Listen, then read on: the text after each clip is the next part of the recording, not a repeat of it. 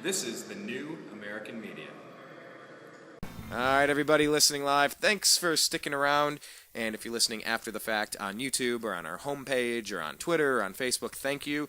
But if you have not followed every aspect of where we're doing business, please check out thenewamericanmedia.com. Search The New American Media on Facebook and like our page. There's spaces in between The New American Media. On Twitter, we're at American_media_. And please consider subscribing to the YouTube channel, youtube.com/The New American Media. We are back. We just talked NBA, Cleveland Cavaliers, and everything NBA with lifelong Cleveland sports fan and NBA scout Zak Baris. I want to turn our attention to, what do we do here? I want to talk Buckeye. Here's what we'll do. We're gonna do a little Buckeye segment here, and I'll just do a couple quick hits on the Cleveland Browns. My question of the day being, should the Cleveland Browns just sign Tim Tebow and throw him on the field, see what happens?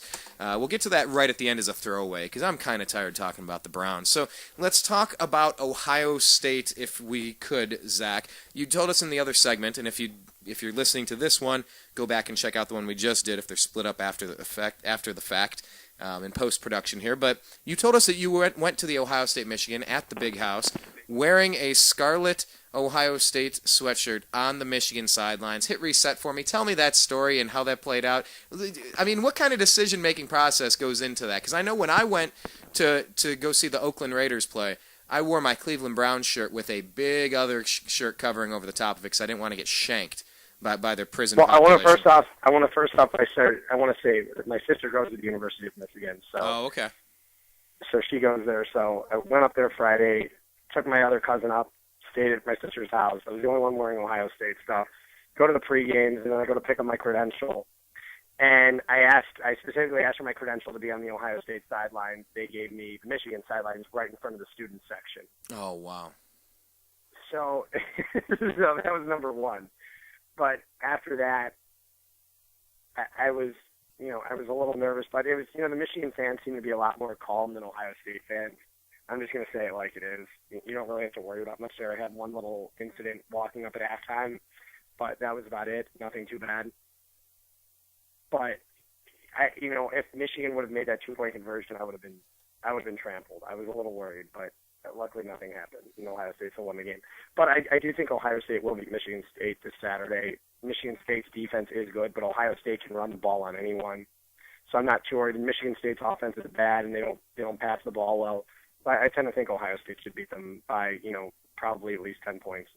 Okay, by at least 10. So you would take the Buckeyes to cover. What is the spread? Maybe 5.5 or something. Yeah, I would take Ohio State. But before we talk a little bit too much about kind of looking at the season overall, now that the regular season's done, now that this championship game. So I guess, does this count as a regular season game then, or is this postseason?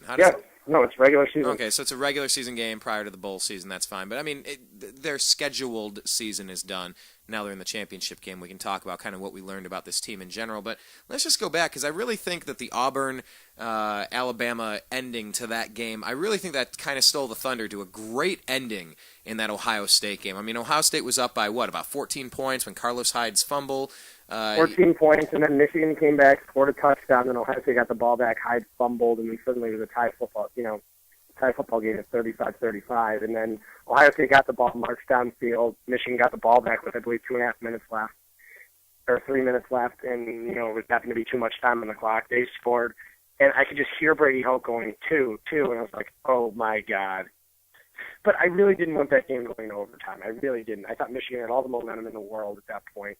I did not want the game going to overtime. Okay, so you think Brady Hoke made a good decision there? I think he did. Here's the thing. Michigan had nothing. It wasn't like they had a chance at the conference championship on the line or a chance at the Rose Bowl. It wasn't like they were going, okay, if we lose this game, we're not going to get to play the Big Ten championship game. Michigan had nothing to lose. They were a 7-win football team. I would have gone for it 99 out of 99 times. There wouldn't have even been a hesitation in my mind if I were Brady Hoke. I give him credit for going for 2, but the play call by Al Borges was terrible. Why not just run an option to the left side, which has been working every time in the end zone on 3rd and 4th down to get in? And it worked every time for them, and you abandon what's working, and you go with a pass play, short little pass play, which Ohio State can defend, and they didn't get in.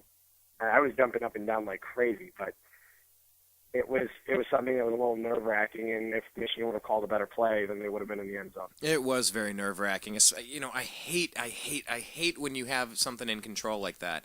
And, a boneheaded blunder here or there, the ball bounced the wrong way, whatever the case may be. And then you just let a team that should have been nailed into their coffin back up from the dead. I just hate seeing that happen because it's... Look, I'm a Cleveland sports fan. I've seen this happen so many times. I like burying teams and burying them decisively, but that wasn't necessarily the case. I mean, who would you say the all-star of that game would have been? I mean, is it clearly Braxton Miller or Carlos Hyde? Other than the fumble, Carlos, they were both fantastic. Billy Brown played really well too. It's just it was a great offensive effort all around. Let's put it this way. The offensive line can't even attribute to some of the success. The offensive line has been opening up huge holes all season. They've been unbelievable. Yeah, Urban Meyer said it's the best offensive line in the nation. He'll put them up against anyone. I wouldn't disagree with that. I tend to think it might be. Well, you talked about something about the Brooklyn Nets in the previous segment where we talked about the NBA season, talking about sorry, I'm drawing a blank. The assistant coach that got demoted. What's his name? Lawrence Frank. Yes, Lawrence Fink. I was thinking Larry. Lawrence Fink. Okay. So when he got demoted, talk about what we're seeing out of the defense, because we have a situation where our interim coach from last year is being our defensive coach this year. And I'll tell you what, man, that team has given up a lot of points. I mean, what do you see? I'm not a Luke Fickell fan. I don't know if he would ever get fired, but I do just hope he gets a head coaching job this season because we don't have to worry about it anymore. Because I do not like Luke Fickell. Way too many big plays. It's like they'll stop a team, then all of a sudden 70-yard play, and I'm just like, oh God. That's how it was with Michigan. Michigan had very few drives where they just marched all the way down the field in 5 or 6 yard plays. I mean, all the plays were just 65-yard play action pass, 70-yard run by Devin Gardner. You're just like, oh my God. And I saw it. I went to the Cal game, and I saw a lot of long passing touchdowns for Cal. They kept the Buckeyes were blowing them out, and they, not that it was ever necessarily in danger, but they really started giving that lead back, and it was the defense. Do you think that the defense is going to be able to do enough to keep Michigan State from racking up enough points? I mean, obviously you called it. Yeah, Michigan State's offense is so bad, I don't think they have to worry. Jim Bowman's the offensive coordinator for Michigan State, Ohio State's former offensive coordinator under Tressel. And just remember what Urban Meyer did to Tressel in 2007. Just remember. That is a good point, because I was listening to Jay Moore. Have you caught his new sports radio show? I have not. You should check it out. It's very entertaining. Jay Moore, the comedian, and Jerry Maguire, and Saturday Night Live and some stuff. But no, Jay Moore has a new radio show. But he does his degenerate gambler section of his radio program every now and then. I caught it today. And he was saying, I don't even need the points. I'm picking Michigan State in the upset. I got my old college roommate and bass player in my band is saying, hey, my wife, the Michigan State grad, hey, can we stay at your place if we play in the Rose Bowl? I'm like, buddy, that ain't happening. And as I was talking it through to him, and I was listening to Jay Moore. Well, I think Michigan State will be playing in the Rose Bowl no matter what, win or lose. The Rose Bowl wants a Big Ten Pac-12 matchup, and that's what they're going to get. So it'll be the winner of the Pac-12, and then, if as long as Michigan State doesn't lose by 50 to Ohio State, they'll wind up being in the Rose Bowl. Is a BCS at large team. So you might want to tell your friend to reconsider, because he probably is coming out to Pasadena. So he's coming out, but it won't be for the national championship game. No. See, I like what you just did there. You gave me that perspective where a normal dunce would have already connected those dots, but I was too busy defending my team to even consider that. Well, how about your team? Wait, you're Arizona State? No, you're Arizona. U of A. I could care less about Arizona football. I love Arizona basketball. I couldn't care less about the football. Okay, so basically the Buckeyes are going to smack them, you say, by more than 10. So it's a pretty safe bet in your book. I think Ohio State should win by more than 10. And if they didn't screw up last week, that was by 14, if not 17 or 20, or 21.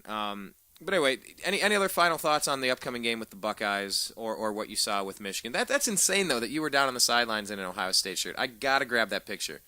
I'll send you some pictures. I'll send you some more pictures. They're on Facebook, too. Yeah, definitely tag us at American_media_, and we'll send them out to people and let them know you're on the show today when we post the shows a little bit later. But what about the Cleveland Browns? Question of the day: should they sign Tim Tebow and just put him on the field and see what happens? No. Why? Why not? I don't want Tim Tebow. I can't stand him. I don't even like the hype. I don't ever want to hear his name ever again. You think he'll ever get a shot by anybody in the NFL ever? No. I think he's done. He might be. But I mean, hell, the Browns are signing trick play quarterbacks off the street right now. With all if Tebow, if with all these injuries and Tebow still hasn't gotten his chance yet, it's never happening again. Yeah, you might be right. You might absolutely be right. But what about the Cleveland Browns? Because Josh Gordon has been lighting it up. I mean, it's just so crazy to think out of the history of the NFL and receivers. No receivers ever had back-to-back 200-yard receiving games, and Josh Gordon just did it with Brandon Weeden throwing the ball. So, I mean, what do we take away from the past few weeks of the Browns? They still suck. Yes, they have one really good player, and they still suck. Any chance against the Patriots this Sunday? No. I mean, who knows? I mean, I have a feeling they'll be in the game, but now that Campbell's starting, they might be all right, but they're not going to win.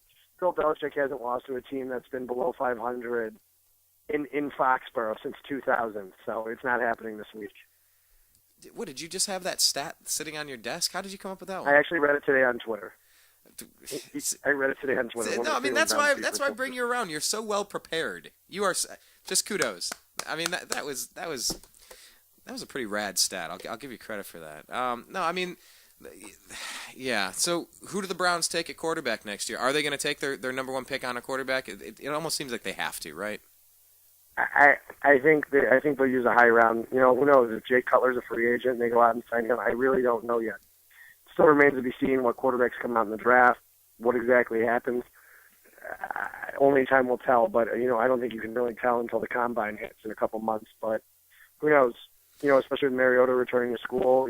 Jacksonville's winning football games now. I tend to think Houston would take Bridgewater number one overall, but I really don't know what happens after that. Well, okay, then let's just ask you this. Are you going to the Big Ten Championship game, any more Browns games, or are you going to be in my backyard at the Staples Center so we can go catch an NBA game anytime I'm not soon? going to any more Big Ten Championship. I'm not going to the Big Ten Championship game. Maybe I'll go to another Browns game. Maybe. It all depends. And then I will probably be in your backyard. Hopefully, if Ohio State makes the national championship, I will probably be there. Now, listen, when we do that, it's not if, it's when. When that occurs, we need to go to that game because I'm going regardless. We definitely need to. Well, I'm just excited to get back to LA. So, how long has it been in that wonderful weather? It's been a while. It's been a few months. Oh, jeez. Well, okay. Yeah, look, it has been getting, some people call it cold. I say, no, that's not cold. It's California chilly. There's a big difference between 50 and 22. Very big difference, but yeah, very big. Yeah, man, give me a heads up, like always. When you're on your way back, give me a heads up. We got to take in a game, whether it's the Buckeye National Championship or a Laker Clipper game. Doesn't matter, man. We need to hang out. It's been far too long, and I don't know. I guess I'll let you get going. I hope your Turkey Day went well. I hope the rest of the holiday season treats you well. Yeah. What was the highlight from the dinner table? What was your dinner table highlight? That's one of my favorite questions to ask people. Oh, just great food this year. Turkey, stuffing, sweet potatoes. But which one gets the gold medal is the question. I love sweet potatoes and stuffing, so I'll go with those two. I gotta say, we did sweet potatoes and stuffing. I went. We broke from tradition and we went out to a place to eat with my California family over here. And I gotta tell you, the pie that I had, this apple pecan pie. Oh my god. I gotta say, it took the cake. Sounds unreal. But the whole turkey meal was amazing. But anyway, Zach, hey, I'll tell you what, man. I'm gonna be sitting here rooting for the Buckeyes. If you want to, I don't know if you ever get over to Westwood Village, but if you ever get the chance to, go over to Fat Sal's and get the Fat Pilgrim. They still have it right now. It's Turtle owns it from Entourage, Jerry Ferrara. I have to say though, if you want an unbelievable sandwich on a garlic hero, turkey stuffing, cranberry sauce, topped with French fries and gravy. Best sandwich in town. Go try it. Hold on, this is at a place called what? The Fat Pilgrim? Did I catch that? Or no, what? It's called Fat Sal's. The sandwich is called the Fat Pilgrim. Okay. It's for a limited time. Go and grab it if you're in Westwood Village anytime soon. Okay, you know what? That's kind of what I used to make for so many years. You'd open up the fridge the next day and go, all right, I'm heating up the turkey. What else I got? I'm going to throw some of this on there. Right. Got to get that Trust me. If you're around Westwood in the next couple of days, go and try it. It's right on Gailey, right in Westwood Village, right next to the In-N-Out. It is the best. I'll tell you what. Thanks for the plug. That's kind of piqued my curiosity. I'm gonna be out and about this weekend if I make my way over there. Gotta try Please make sure you try it. The Fat Pilgrim. Is it better than a panini? Oh, not even close. Is it better than a Great Lakes Christmas Ale? Yeah, I would kill for one right now. Let's just put it that way. See, because I've been in the mood to, since the NSA's listening, figuratively and comedically kill for one, for a Great Lakes Christmas Ale. It's been so long for me, and that's not my favorite beer. But hey, man, I love this time of year, and I'm always down to check out something new. I mean, that was your backyard, right in that particular neighborhood for so long. I got to try the Fat Pilgrim then. All right, it's on my radar. I've written it down, and so let it be written. So let it be done. We also opened up one in Hollywood too, right off of Highland Fountain. So if you're in Hollywood too, we'll have it. No. Now hold on a second. I'm gonna be right there in a heartbeat. I'm gonna be right there in what's it called? Sad Sal's? Did I hear that? Fat F-A-T. Oh, okay. Fat Sal's. Yeah. Fat Sal's, and it's the Fat Pilgrim, and that's in Hollywood. Yeah. All right. See, that makes it way Hollywood and easier. one in Westwood Village. I'm telling you, you gotta check it out this week. You know what? I might do. Have you ever been to the Happy Ending over on Sunset for a Buckeye I game? used to go there. There used to be my place. It used to be my place for Buckeye games, and I used to go there all the time on Friday nights. I mean, seeing 500 Buckeye fans in there, just having the whole place as a Buckeye backer bar. I'll tell you what, we travel well, and that is such a rad place to take in a game. I was there for the Michigan game last week. It was so much fun. Yes, it is. No, hey, well, I do enjoy this Happy Ending. It is fun. All right, well, get back out here sometime and hit me up. It's been too long, and enjoy your cold weather. Spend some time with your loved ones, and we'll bring you back in. Hopefully, we'll have a lot to celebrate next time we have a chance to talk, and we can maybe preview a championship game, God willing. As I knock on glass, do I have any wood over here? Yes, I do. As I knock on wood. So, hey, Zach, you take it easy, pal, and we'll bring you back in again real soon. Okay? All right, take care. Yeah, you as well. Peace. There goes Zak Baris, everybody. I love talking sports. And now I'm just tasting this burger, or not a burger, I guess a sandwich from Fat Sal's. Hey, maybe we should get a sponsor. You're listening to the Unhappy Hour. Are you hungry? Are you going to be in the Hollywood area? Then swing by Fat Sal's for a Fat Pilgrim. I'm just kidding. I can't endorse it. I haven't tried it. But if Zach's recommending it, I'll give it a shot. I will give it a shot. Yeah, I don't know. I don't even know what to make of the Cleveland Browns this year. It's been not an exercise in futility. It's been an exercise in futility, in frustration. I mean, really, now it seems exciting for half the year to go to the Cleveland Browns games, and you're excited to see what's going to happen. You're excited for what is Mitch Hedberg? One of my favorite comedians, Mitch Hedberg, he says, as a comedian, you have to start strong and you have to end strong. You can't be like pancakes, all exciting at first, but by the end, you're freaking sick of them. I'm sick of watching the Cleveland Browns right now. So many games that they could have been. It's just eternally frustrating. It is a chore to watch that team, but thankfully the Buckeyes have given me 24-0, 24 wins straight. Thank you to Alabama for finally losing a game, Auburn for beating them. I guess as lucky as Auburn got the week before, they got again, knocking off Alabama. I'll take it. Now the Buckeyes are primed to make the national championship game with the win against Michigan State this weekend. Tomorrow, man, go Buckeyes. The song you're listening to in the background is Metro, composed by Sean Flynn for Twist of Nothing, my band. And special guest drum appearance by drum virtuoso Johnny Rabb on the digital drum kit. Yep, it was 2 years ago yesterday that we lost Sean, a crucial, vital part of the New American Media. Sean introduced me to my web designer, Ted Distel of disteldesign.com. Check it out, DISTEL design.com. For any animation, go to thenewamericanmedia.com and check out the featured video of December Moon. He did all the animation with that, along with his brother. But Sean introduced me to to Ted, my web designer. Good friend Ted. Just saw him a couple days ago, and he tweaked our site. Thank you for the help, Ted. Yeah, Sean composed this song for Twist of Nothing, the band that we moved out here. We were in a band, Twist of Nothing, in Ohio, and came out together. 6 of us in a little 2-bedroom, well, not a little, but a 2-bedroom apartment. This song has drum virtuoso Johnny Rabb doing this little solo. I just want to listen to it for a sec.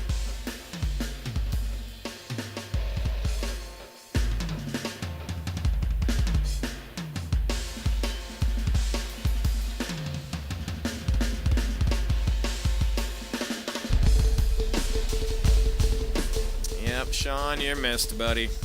Sean was, our first few shows were in Sean's apartment room, drinking cans of Miller Lite or whatever we happen to have, called it the Unhappy Hour.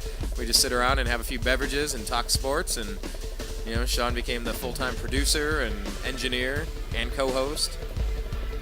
And the show grew, and the show grew, and the show grew. So please check us out and see what Sean helped us create as it's kind of gone on its own for 2 years. Check out thenewamericanmedia.com.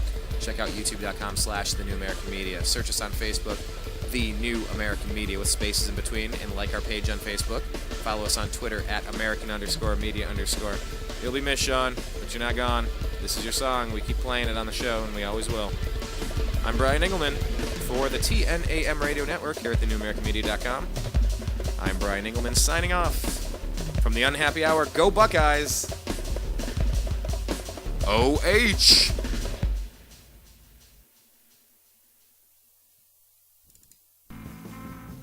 You are listening to the New American Media.